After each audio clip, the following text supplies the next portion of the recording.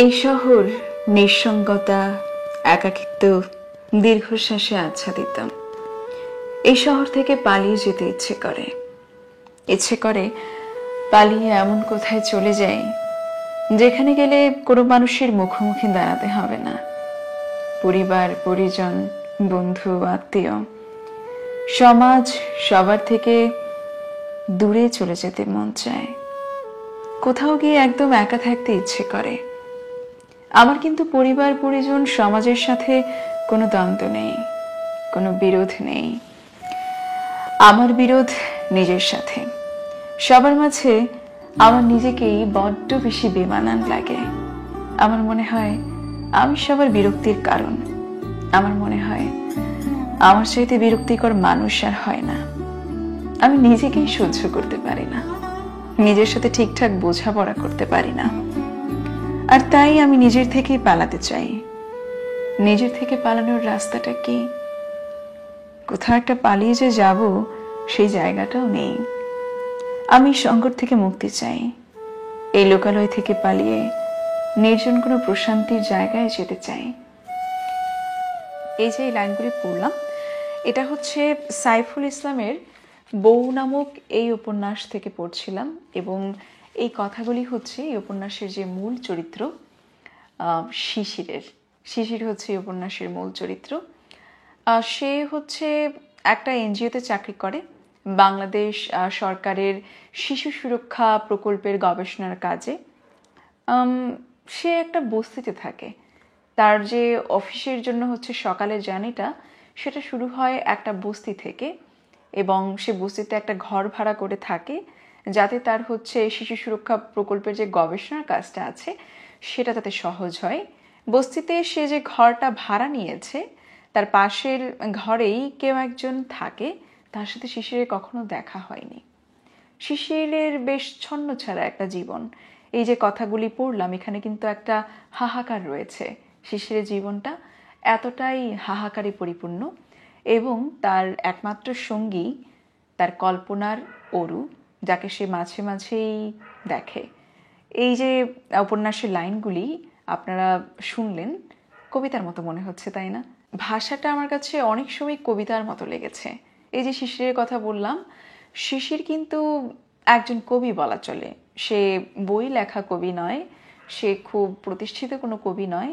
সে যখন একা একা থাকে সে আবৃত্তি করতে পছন্দ করে, কবিতা আওড়াতে পছন্দ করে, এবং তার যে কল্পনার অরু আছে তাকে নিয়ে সে কবিতা লেখে, এবং বেশিরভাগ সময় সে আসলে কবিতা আওড়ায় লেখার থেকে। এই জন্য আমার মনে হয় উপন্যাসের লাইনগুলি বেশ সময়ই হচ্ছে কবিতার মতো ঠেকেছে, এবং এখানে ছোট ছোট বেশ কিছু কবিতাও রয়েছে। এই উপন্যাসটি পড়ার সময় যে লাইনগুলি আমার ভালো লেগেছে সেগুলি আমি মার্ক করে রেখেছি, ভেবেছি আপনাদের শোনাবো। শুরুতেই কিছু শোনালাম, আরও কিছু শোনাবো। ভাজে ভাজে লুকিয়ে থাকা গল্পগুলো অজানা রয়ে যায়, কখনো আড়াল ভাগে না। রাতের অন্ধকারে সে গল্পগুলোই জীবন্ত হয়ে ওঠে। তবুও নিয়ম করে রাত শেষে ভোর আসে। রাত জানে কত আলো বিলীন হয়ে গেছে নিকুশ কালো রাতের গভীরতায়। আচ্ছা, শিশির সম্পর্কে আরও কিছু কথা বলি, এবং এই উপন্যাসের যে উপজীব্য বিষয় এবং এই উপন্যাসের যে বিষয়বস্তু সেটা নিয়ে আরেকটু কথা বলি। শিশির তো একটা এনজিওতে চাকরি করছে। এই উপন্যাসের যে হচ্ছে টাইটেলটা বউ, এর পাশে একটা লেখা আছে নারী দুর্বোধ্য, প্রেম দুর্বোধ্য। তো এখান থেকে আমার মনে হয় লেখক শিশিরকে আসলে বেশ কিছু নারীর সাথে এখানে পরিচয় করিয়ে দিয়েছে। শিশিরের বিশ্ববিদ্যালয় জীবনের হচ্ছে একজন নারীর কথা উঠে এসেছে, শারমিন। সে তাকে ভীষণ পছন্দ করত, কিন্তু কোনো একটা অজানা কারণে শিশির কারো কাছে ধরা দেয় না। তার অফিসে শিউলি নামের একটা মেয়ে, তার কলিগ, তার জন্য খুব পাগল, এবং তাকে সে একদিন হচ্ছে আসলে তার ভালো লাগার কথা স্বীকারও করে এবং প্রচণ্ডভাবে তাকে চায়। কিন্তু শিশিরের তার প্রতি ভালো লাগা কাজ করার পরেও সে তাকে ফিরিয়ে দেয়। সে কোনো নারীর কাছে ধরা দিতে চায় না, এবং তার আশেপাশের যতগুলি নারী চরিত্র আছে সবাই তাকে ভীষণ রকম পছন্দ করে, কারণ শিশির আসলে সবার প্রতি ভীষণ যত্নবান, আবার একই সময়ে হচ্ছে সবার কাছ থেকে নিজেকে কিছুটা দূরে রাখে। এই জন্য শিশিরের চারপাশে যে রহস্য তৈরি হয়, আমার মনে হয় এই রহস্যটাই তার আশেপাশের যে নারী চরিত্রগুলি রয়েছে সেগুলিকে আসলে অ্যাট্রাক্ট করে। শিউলির সাথে তার যে এই যে মনোমালিন্য বা বিরোধ, সেটা হওয়ার পরে সে অফিসের চাকরিটা ছেড়ে দেয়, এনজিওর চাকরিটা ছেড়ে গ্রামে চলে যায়। যদিও সে অরুকে কল্পনা করে এবং অরুকে তার নিঃসঙ্গ সময়ে আসলে কাছে ভাবে, তবু সে তার মা বাবার সাথে কিন্তু খোলাখুলি কখনো কথা বলে না। তবে একটা কারণ এখানে দেখানো হয়, তার মা বাবা দুজনেই ব্যস্ত ছিলেন ছোটবেলা থেকে, শিশিরকে সময় দিতে পারেননি। এই জন্য আসলে শিশির এতটা একা এবং সে এতটা নিঃসঙ্গ, এখনো সে মা বাবার সাথে সে দূরত্ব ঘুচিয়ে উঠতে পারেনি। তবে তার দাদির সাথে তার একটা চমৎকার সম্পর্ক রয়েছে। তো এরই মাঝে তার বাবার একজন পছন্দের মেয়ে, তার বাবার কলিগ কাজল, কাজলের সাথে তার মা বাবা ভাবে যে শিশিরের বিয়ে দিলে মন্দ হয় না। তো শিশিরের সাথে কাজলের পরিচয় হয়, তাদের মধ্যে একটা সখ্যতা তৈরি হতে থাকে। শিশির আসলে কাজলকেই একমাত্র খুলে বলে যে আসলে তার ছেলেবেলায় কি ঘটেছিল, আসলে অরু আসলে কে, অরুকে কেন সে কল্পনা করে এবং কোনো মেয়েকে সে কেন তার ধারে কাছে আসতে দেয় না।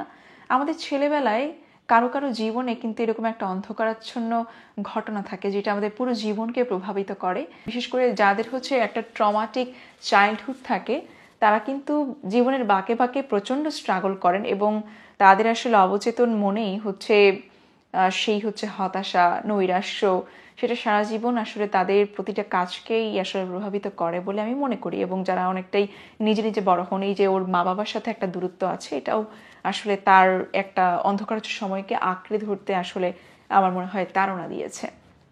তো অরু হচ্ছে নবম শ্রেণীতে পড়তো এবং শিশির হচ্ছে চতুর্থ শ্রেণীতে। অরুর এবং হচ্ছে শিশিরের বাসা পাশাপাশি ছিল। শিশিরের ঠিক প্রেম বলবো না, অরুর প্রতি একটা হচ্ছে নির্ভরতা তৈরি হয় এবং সে একদিন দেখতে পায় যে অরুর একটা ছেলের সাথে সখ্যতা গড়ে উঠেছে। তারা মাঝে মাঝে পুকুর পাড়ে দেখা করত এবং অরুর যেহেতু তার নানান বাড়িতে থাকতো, তার খুব দ্রুত আসলে বিয়ে ঠিক হয় এবং ছেলেটি হয়তো তাকে ছেড়ে চলে যায়, নিজে থেকেই ছেড়ে চলে যায়। এবং যেখানে তারা দেখা করত, অরু হচ্ছে সেখানে আত্মহত্যা করে তার বিয়ের দিন।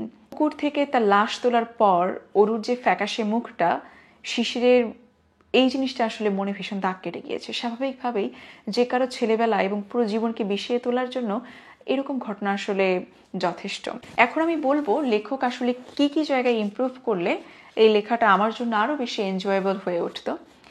আমার কাছে মনে হয় প্রথম দিকের অনেক ঘটনা খুব তাড়াতাড়ি আসলে বর্ণনা করেছেন। যখন তিনি তাড়াহুড়ো করে একটার পর একটা ইভেন্ট খুব বেশি ডিটেইলডভাবে আসলে বর্ণনা না করে চলে গিয়েছেন, সেটা কিন্তু একটু দুর্বল ঠেকেছে। আর এই উপন্যাসের শেষটা আমার কাছে আরোপিত মনে হয়েছে, কোইন্সিডেন্টাল মনে হয়েছে। এই জিনিসটা না থাকলে ভালো হতো। শেষটা যদিও আমি বলছি না কি হয়, তবুও আমার মনে হয়েছে শেষটা যদি এরকম না হতো, রিয়েলিটির সাথে আরও বেশি সামঞ্জস্যতা থাকতো, রিয়েলিটির যে হচ্ছে আমাদের ট্র্যাজেডিগুলি সেগুলি যদি উঠে আসতো, তাহলে উপন্যাসটা আমার জন্য আরো উপভোগ্য হয়ে উঠতো। শেষ করবো আরো কিছু কবিতার মতো লাইন দিয়ে। ভুলে যায় এ জীবন অবশেষে একদিন ফুরিয়ে যাবে, অথচ এই ছোট্ট জীবনে মানুষের চাওয়া ফুরোয় না। নিজের চাওয়া, প্রিয়জনদের চাওয়ার ফর্দ কেবল বড় হতেই থাকে। সকলের চাওয়া পূরণ করতে গিয়ে মানুষ সবচেয়ে বেশি অবিচার করে নিজের সাথে। সে ভুলে যায় তার আপন ঠিকানার কথা, ভুলে যায় তার আপন ঠিকানা 3.5 হাত মাটির ঘর।